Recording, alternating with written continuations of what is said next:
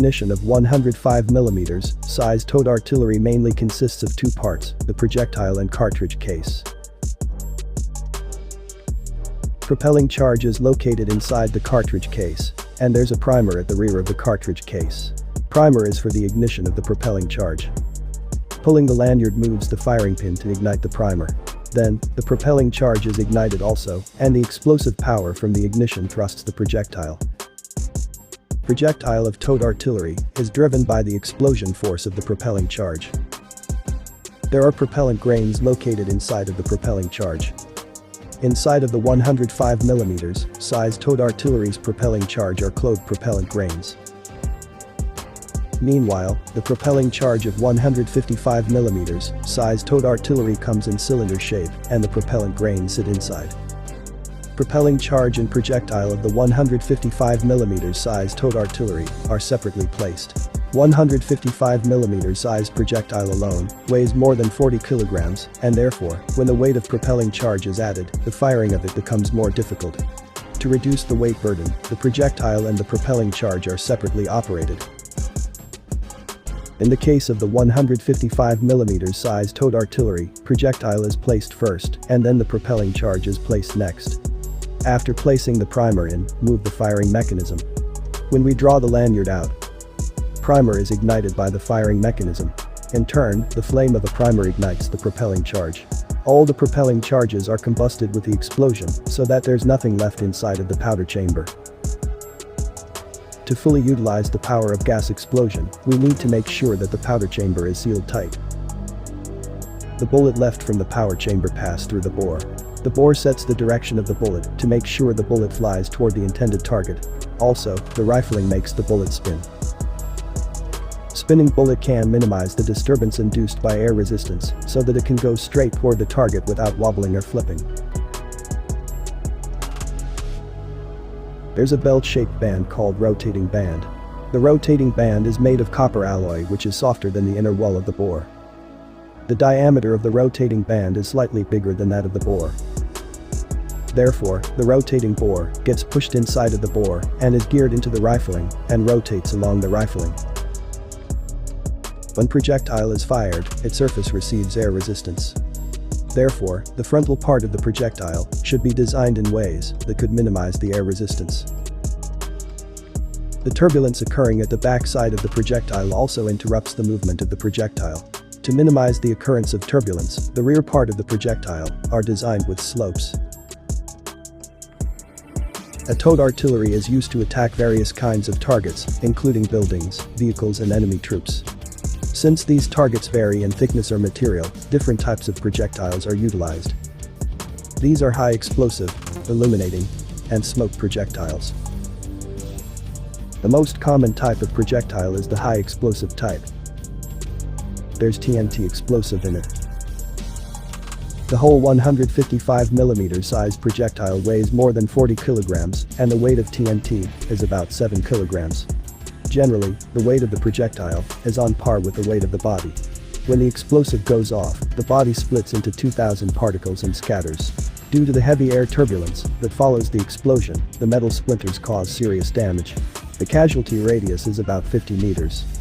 The in-range of 155mm high explosive is about 18 kilometers.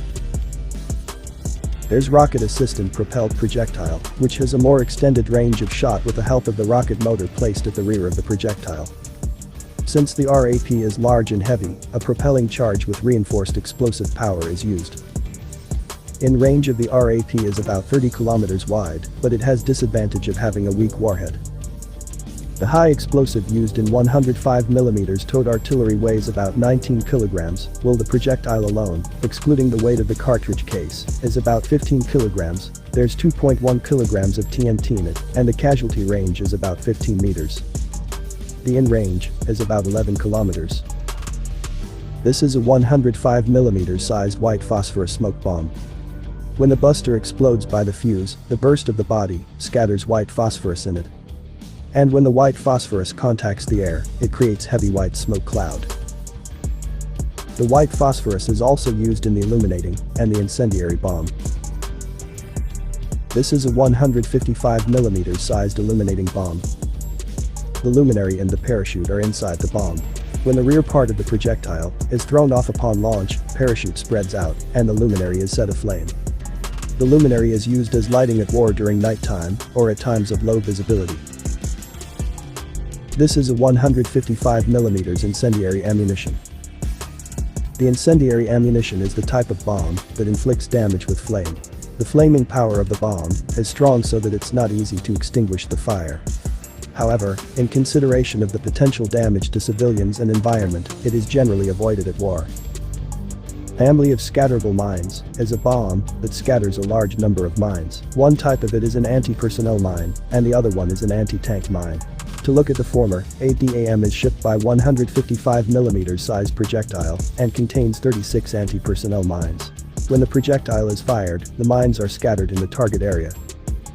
On the other hand, RAAMS mine is shipped by 155mm size projectile and contains 9 anti-tank mines in it. The projectile is fired and the mines are spread out in the targeted area.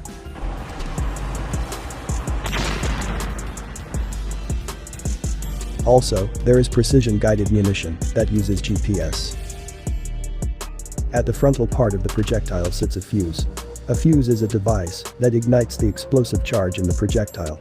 When the fuse is activated, supplementary charge is ignited, leading to the explosion of the main explosive charge. As the main explosive charge is not readily activated by external turbulence, supplementary charge is required to help the explosion. There are different types of the fuse: impact fuse, the proximity fuse, and time fuse. The impact fuse is a fuse that works when it hits a target. Then, there are two types of impact fuse. The first one is a direct action fuse which explodes as soon as it touches the target, and the second one is a time delay fuse which explodes after a brief moment. The shock fuse has two primers. One is above and one is below.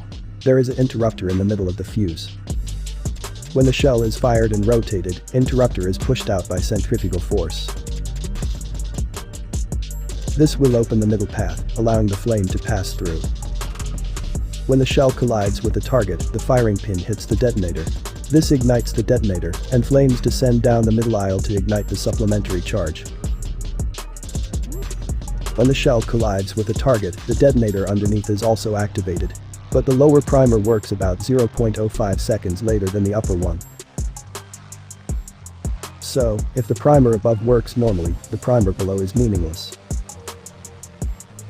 Turning the screw prevents the interrupter from sliding. That way, the flame of the detonator activated from above will not come down. In this case, the fuse is activated by the primer operated from below. As a result, the fuse is delayed by about 0.05 seconds. When it comes to the buildings, it is much more efficient to have the bombs explode inside the building rather than on the outer wall. The speed of the projectile is quite fast, so it takes little time to pass through the inner structures of the building. Time delay fuse is designed to go off after penetrating the target. The time fuse is the type of fuse which induces explosion after a certain set time. It controls the exact explosion time using clockwork like that in a clock. Another form of timed fuse. If the firing pin above ignites the primer below will also ignite. There is a metal ring under the detonator and gunpowder inside. When the flame of the primer ignites the gunpowder burns for a certain period of time. When the gunpowder burns to the end, it ignites the supplementary charge. This type of timed fuse is called a combustion time fuse. As such, as long as the speed, trajectory and the distance from the enemy are known, the bomb can be set to explode at a precise time. The optimal operating height of the 105mm projectile is about 15 meters above the ground. Since a large number of fragments are fallen on the enemy's head, it can be the most destructive form of attack. In the case of illuminating bomb, it is usually set to airburst at a moderate height. Finally, the family of scatterable mines is induced to operate at a pre-calculated optimal height for the most effective operation. Proximity fuse is a type of fuse which explodes at the nearby side of the target. The fuse has an electronic transmitter so that it can measure the distance between the target and itself.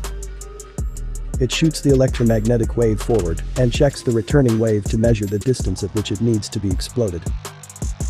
By using proximity fuse that explodes in the air, you can attack the upper side of the armored vehicle. Moreover, you can neutralize the infantries who are scattered around the area or in hiding. Thank you for watching till the end.